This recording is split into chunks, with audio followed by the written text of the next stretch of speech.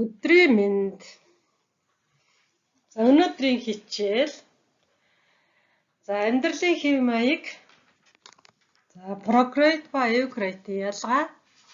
Эсийн бүтэц, химийн найрлага буюу бодисын солилцоо, энергийн хувирлын талаар үзэх нэ.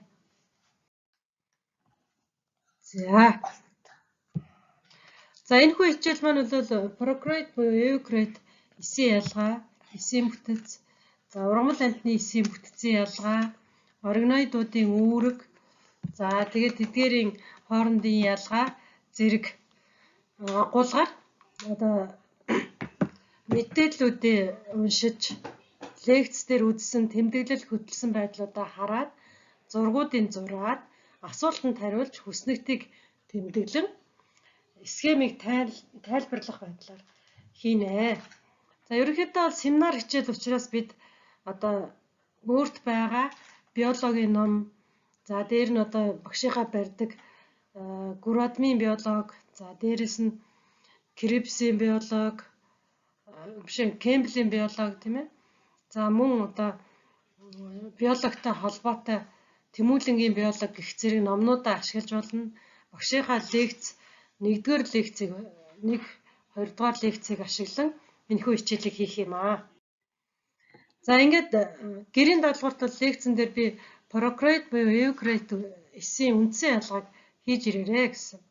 За энд бол одоо юу байх вэ гэхээр прокрейт буюу эукрейт эс гэж юу хэлдэг вэ гэхээр про гэдэг нь бол анхдагч, кариот гэдэг нь бөөм. Анхдагч бөөмтэй эс, за жинхэнэ бөөмт эс гэсэн ийм хоёр эсийн ялгаа одоо хэлбэр хэмжээ нь ямар байдгийг, удмын материал нь ямар байдгийг, за уургийн нийлэгжил, эргэтэнцрүүд нь ямар байдгийг, за эсийн хан бие организм хэрхэн үүсэж хөгжиж одоо үйл ажиллагаа явуулдаг вэ гэдэг ийм ялгаануудыг бол хийсэн байх ёстой. За ингээд бол эсийн хэмжээнээс нь эхлэе. Прокрейт нь бол голчин 0.5-аас 5 микрометр байх юм бол эукрейтис бол 40 микрометр голчтой эсийн эзэлхүүн нь бол прокрейтийнхаас 1000-аас 10,000 дахин их ийм том эс байдаг байх нэ. За прокрейтист хэлбэр бол одоо нэг эс ба утаслаг биетэй байх юм бол эукрейт нь бол жинхэнэ олон эст биесүүдийг бий болгодог өрмөц бүтцтэй эс байдаг байх нэ. За удмын мэдээлэл нь бол прокрейтод бол жинхэнэ бөөм хоромсон байхгүй. Цитоплазм дотор чөлөөтэй орших цагирган ДНХ байдаг бол за бөөмөнд орших шулуун молекулд бол ДНХ-гээс тогтох хоромсоом нь уурэг ба РНХ-тэй холбогдсон байдаг бөгөөд за эукрейтод бол удмын мэдээлэл нь бол бөөмөн дотор бөөмөн цөр дотор одоо хоромсоом байж ДНХ-г агуулсан байдаг байх нэ. За уургийн нийлэгжил нь бол за рибосом дээр 70 одоо сом бүхий түүнээс жижиг одоо эндоплазмын тор байхгүй юм байдаг бол эндоплазмын торнд бэхлэгдсэн рибосомууд байдаг нь бол эукрейтис байх нэ. За тэгээд эргэтэнцрүүд бол прокрейтод бол цөөхөн байдаг. За тэгээд бөөмийн бүрхүүл байхгүй голдуу одоо амьсгалын болон фотосинтезийн процесс явагддаг ийм эргэтэнцрүүд байх бөгөөд эукрейтод бол олон төрлийн эргэтэнцэртэй за митохондри, хлоропласт, хоймсон мембран бүрхүүл бүхий голжи аппарат за дээрэс нь лизосом, вакуол, эндоплазмын тор зэрэг ийм бүтэцтэй байдаг байх нэ. За эсийн хан нь бол хатуу полисахарид буюу амин хүчлийг агуулдаг. За тэгвэл одоо эукрейт нь бол ургамал мөгийн эсийн хатуу хан бүхий полисахаридыг агуулсан байдаг байх нэ. За фотосинтез явуулах байдал нь бол прокрейтод бол хлоропласт байхгүй учраас мембранд нь бол фотосинтез явагдах мембраны өрмөц тусгай бүтэц бий болсон байдаг бол за эукрейтод бол одоо тусгай бүтэц мембранаас тогтох хлоропласт гэсэн эргэтэнцэр байдаг байна. За амьсгал нь бол цитоплазмын мембранд явагддаг бол эвкарит эсэд бол митохондрт явагддаг. За ерөнхийдөө бол хүчил төрөгчөөр амьсгалдаг. Ингээд эндээс үзэхэд бол эвкарит эс маань бол жинхэнэ хэлбэр төрхтэй жинхэнэ одоо амьд биеийн үндсэн шинжийг агуулсан ийм эсийг бол эвкарит эс гэж нэрлэдэг байх нэ. За бид нар онлайн хичээл буюу лекцээ уншаад одоо дараах 8 асуултанд хариулах ёстой. За үүн дээр бол амьдралын мөн чанарыг тодорхойлоход хэрэглэгдэх гол түлхүүр нь юу вэ? За амьдралын үндэс нь юу болдог вэ? Нүклийн хүчил уураг тус тустай амьдралын үндэс болж чадах уу? Амьд бие амьгүйгээс юугаараа ялгаатай вэ? Амьд байгалийн зохицуулгын хэдэн төвшин байдаг вэ? Нэрлэж бичнэ үү? За амьд биеийн үндсэн бүлгийг яаж ангиллах вэ?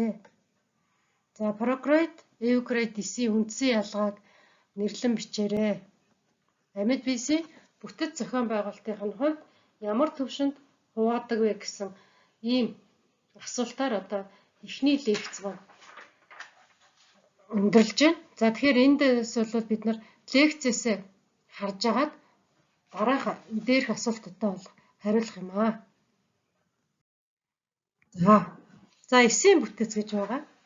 За тэгэхээр энэ дээр бол бид нар нөгөө прокаритис, эвкаритисийн ялгаад байдлыг үзсний үндсэн дээр за эвкаритис жинхэнэ бөөмт эсийг одоо хэрхэн ямар бүтэцтэй байдаг вэ гэдгийг бид нар ерөнхийдөө бол лекцэн дээр бол заалгасан. Тэгэхээр одоо бид яах ёстой вэ гэхээр зургийг нь зурнаа. За энэ эс бол одоо амьтны эсийн зураг байна. За амьтны эс нь бол гадуураа мембранын бүрхүүлтэй, давхар мембранын бүрхүүлтэй. За дотроо шингэнтэй, цитоплазм шингэнтэй.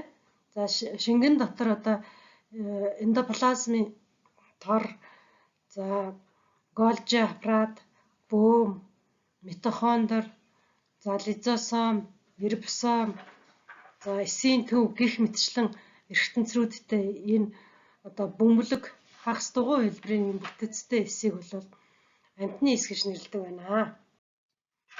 За тэгээд эдгээрийн талаар бол бид нар ерөнхийдөө лекцэн дээр үзсэн. Тэгэхээр зургуудаа бол зурх нэ.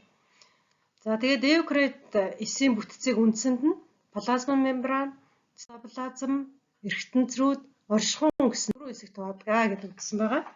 За дараах нь болохоор амьтан урамлын эсийн онцлогийг бид нар гэртээ бичиж ирэх ёстой.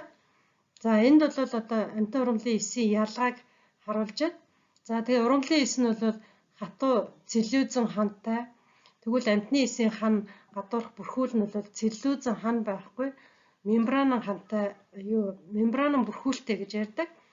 За тэгээд амьтан урамлын эсэд бол вакуул одоо байгаагүйгээр ялгагдж байдаг.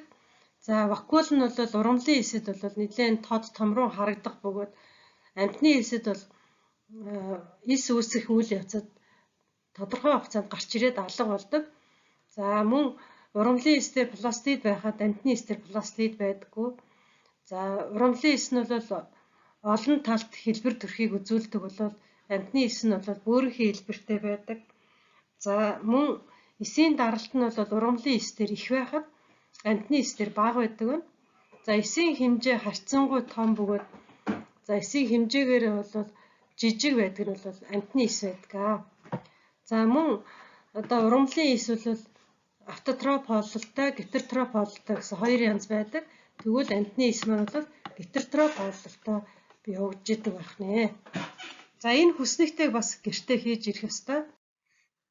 За мөн амьтны эсийн ялгаа буюу одоо дээр дурдсан одоо вакуул, пластид, центроид, эсийн хан гих мэтчлэн бие бүтцэд нь одоо ямар ялгаа байдаг вэ гэсэн энэ хүснэгтийг бас гэртээ хийж ирээд өөрсдөө уншаад шалгалтанд бэлтнэ. За энд бол одоо энэ эсийг одоо зураад бид нар одоо нэрлэдэг болох ёстой. За багш нь бол одоо яах вэ гэхээр дараа шалгалтаар одоо жишээлбэл 1 гэдэг нь одоо юу хэлж байгаа юм бэ? Ямар үүрэгтэй юм бэ? Ямар бүтэцтэй юм бэ гэж асуухад та бол хариулдаг байх жишээтэй. За 9 гэж тэгэхэд бол 9 нь бол митохондри юм аа. Митохондри нь бол давхар мембранд бүтэц бүхий ийм эргэтэнцэр юм аа. За тэгээд энергийн их уурхай буюу за эсийг бол амьсгалаар хангаж яадаг юм чухал ертөнцөр юм аа гэх мэтчлэнгээр ярьдаг байх хэрэгтэй бид нар. За ийм байдлаар бид нар ертөнцийнхаа тухай маш сайн уншиж чийжилсэн байх хэрэгтэй. За энэ зураг бол ерөнхийдөө амьтны эсийн маань байгаль дээр байгаа зургийг харуулсан бөгөөд тэр хажуу дээд болонд нь бол амьтны эсийн одоо бүрхүүлийн 3 үе давхрайг бол харуулдаг байх нэ. За эсийн оргиноидуудын ангиллыг бол үндсэнд нь 3 ангилж мембран бус, дан мембран, давхар мембран гэж ангилдаг байна. За мембран бус гэдэгт нь бол центроил, рибосом, бөмбөн, хормтын ордог бол давхар мембрант оргиноидуудад бол бөөм, митохондри, пластид ордог байна. За пластид дотроо бол хлоропласт, лейкопласт, хромопласт гэх зэрэг ертөнцрүүд одоо ордог байна. За энд бол урамлын эсийн бүтцийг харуулж байна. За мөн адил урамлынхаа эсийг зураад за энэ англиар бичсэн нэр томьёонуудыг орчуулж мэдэж авах ёстой шүү. За тэгээ эндээс бол ялгагдах зүйл нь бол одоо юм ногоон өнгөтэй харагдж идэг урамлын эс маань яагаад гэвэл фотосинтез явуулдаг учраас тэр ногоон мөхлөг буюу хлоропластыг агуулдаг учраас ийм ногоон өнгөтэй харагддаг гэж хэлдэг. За тэгээ хамгийн том юу бол ертөнцөр бол бөөм болон одоо энэ вакуул байдгаа гэж үзэж байгаа. За тухайн урамлын эсэд вакуул томрох тусам бол тухайн урамлын эс маань бол хөгшин эс болж идэг. Вакуул нь жижиг байх тусмаа залуу эс, шинэ эс болж байдаг гэдгийг бид нар бас лекцэн дээр үзсэн. Энийг бас зурж авах нэ. За энд одоо нөгөө вакуул хлоропластын ногоон өнгөөр харуулсан тийм ээ. За яг микроскопоор харахад ингэж харагддаг байх нь. За бөөм зэрэг нь бол ингэж харагддаг байх нэ. За энэ зургуудаа зурж авъя шүү. За ингээд Golgi комплекс нь бол уурэг, липидийг ангилж савлаж зөөвөрлөдөг, бүтцийн өөрчлөлтийг үзүүлдэг бөгөөд шүүрлийн мөхлгүүдийг үүсгэдэг ийм ертөнцөр бол Golgi комплекс байна гэж. За уургийг нийлэгжүүлж зөөвөрлөхөд тус болдог ертөнцөр бол эндоплазмын тор байна. За уурэг нийлэгжүүлдэг ертөнцөр нь бол рибосом байна. Удмын мэдээллийг агуулж идэг, хадгалж байдаг, хоромсоом агуулгадж идэг ертөнцөр бол хамгийн том тийм эсийн хамгийн том ертөнцөр бол бөөм юм аа гэж бас үздэг. За ингээд энд вакуула харуулсан байна. За бид бол өмнөх хичээл дээр ярьж байсан шүү дээ. Ертөнцрүүдийн бүтэц үүргийг зурсан, за үүргийн талаар бичсэн юм хүснэгт гаргаж ирээрээ гэх. За энийг мөн адил зурж хажууд нь ялгаануудын тийм ээ ялгагдах онцлог шинжүүдийн хийж ирэх нэ. За ер нь бол багш нь хичээлд та хэдэд хэрэг болно гэдэг утгаараа юунуудаа эсийн ертөнцрүүдийн үүрэг үйл ажиллагааны талаар бичиж өгсөн байгаа. Бэлэн одоо юуг бол өөрсдөө маш сайн бичиж тэмдэглэж уншиж аваарай. За ингээд одоо эсийн ертөнцрүүдийн үүрэг үйл ажиллагаа. За тэгээ ертөнцрүүдээс гадна одоо эс дотор байдаг бусад одоо нэмэлт бүтцүүдийн талаар энд өгүүлж байна. За тэгээд плазмалин гэхэд бол хамгаалах бөгөөд бодис энерги солилцоо явуулах үүрэгтэй юм хэсгийг бол плазмалин гэдэг. За энэ нь бол одоо эсийн бүрхүүлд байрлаж идэг одоо амсар юм аа гэж. За дараагийнх нь болохоор эс дотор бол ДНХ байрлах бөгөөд удамшлын материалыг хадгалах, дамжуулах, уурэг нийлэгчэд оролцож идэг чухал бүтэц байдаг.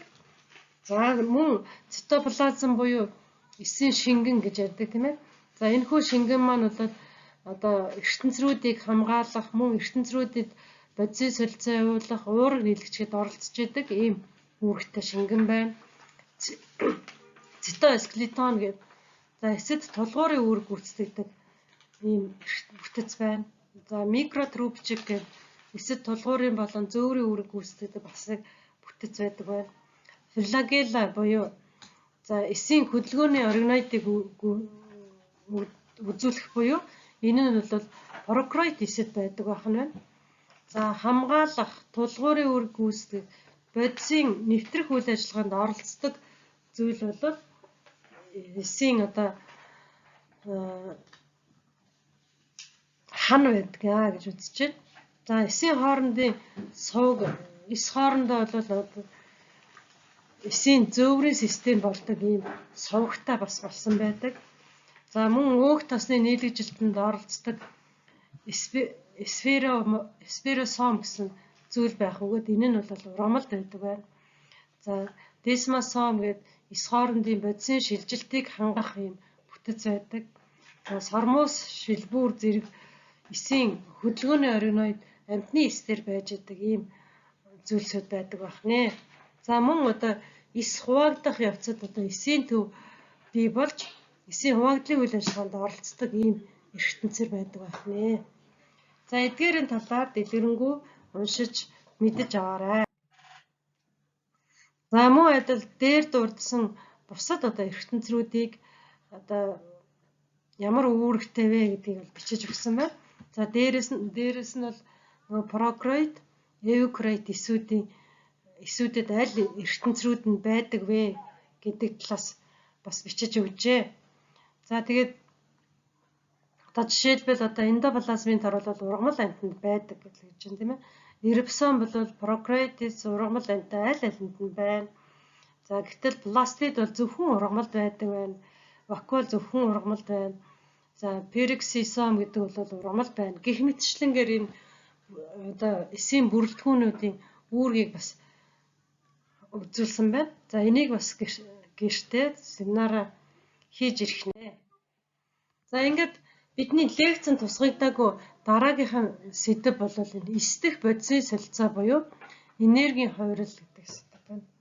За тэгэхээр эсдэх бодисын солилцоо гэдэг нь юу хэлдэг вэ гэхээр маш нарийн эмх цэгцтэй тодорхой үйл ажиллагаа явуулдаг эсдэх химийн урвалыг бол эсдэх бодисын солилцоо гэж нэрлэж байгаа.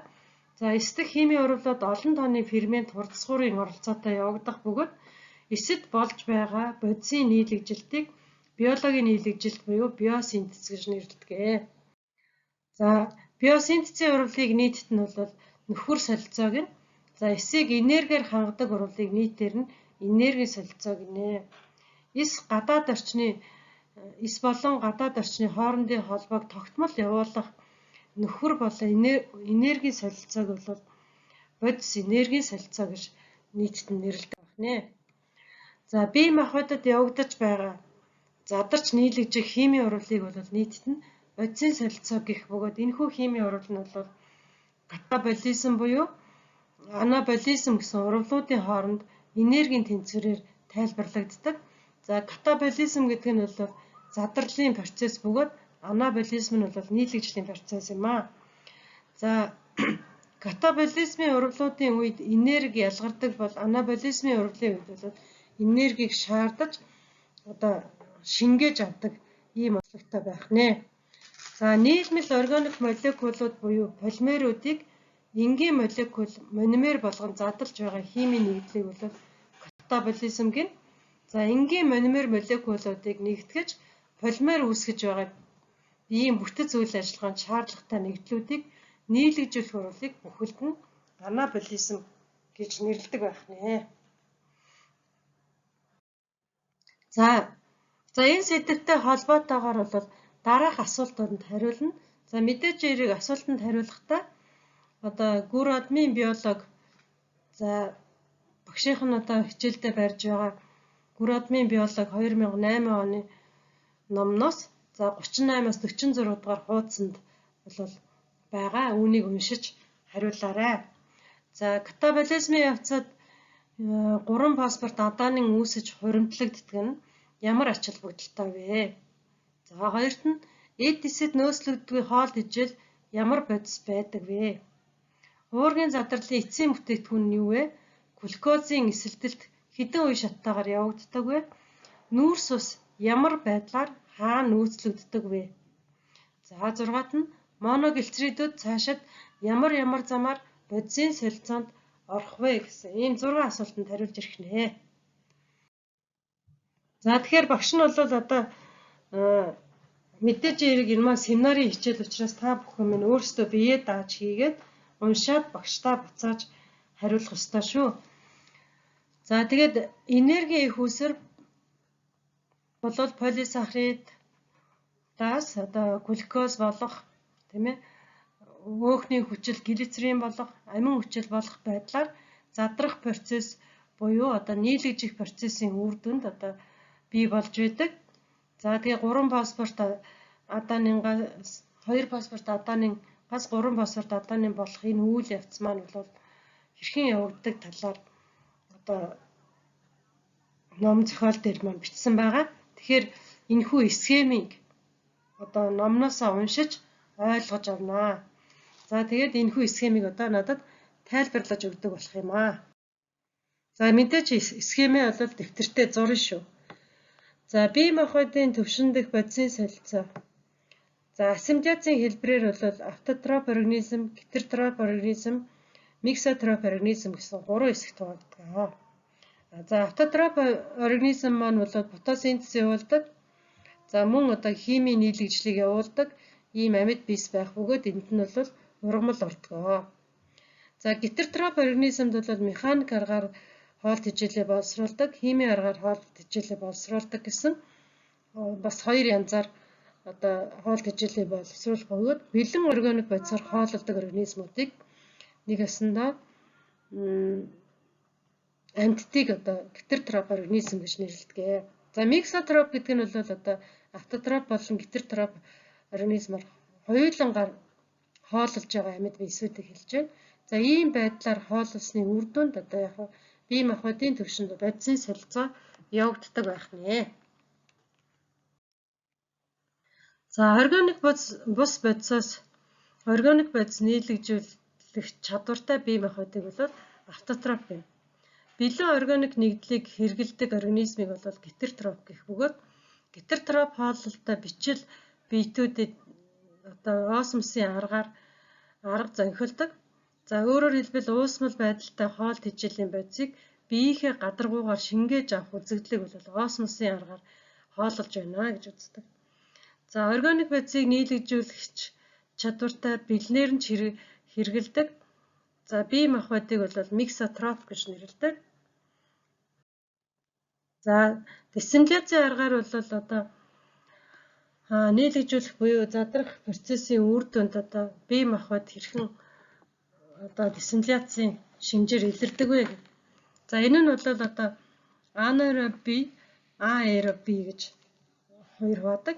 За анаэроби гэдэг нь бол аливаа бие махбодын одоо хүчил төрөгчгүй орчинд амьдарч байгаа. За хүчил төрөгчгүй бусад өөр зүйлээр амьсгалж байдаг амьд биесүүдийг бол анаэроби гэж нэрлэдэг.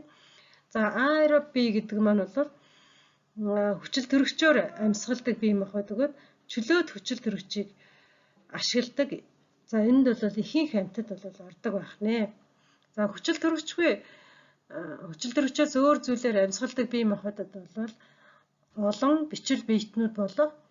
За тэгээд хөрсөнд амьдарч байдаг. За шимэгчд гэх мэт амьд биесүүд одоо хүчил төрөгчгүй орчинд амьдардаг байх нэ. За ингээ өнөөдрийн хичээлийг энэ түргээд дуусгая. Анхаарал хандуулсан та нартай баярлалаа.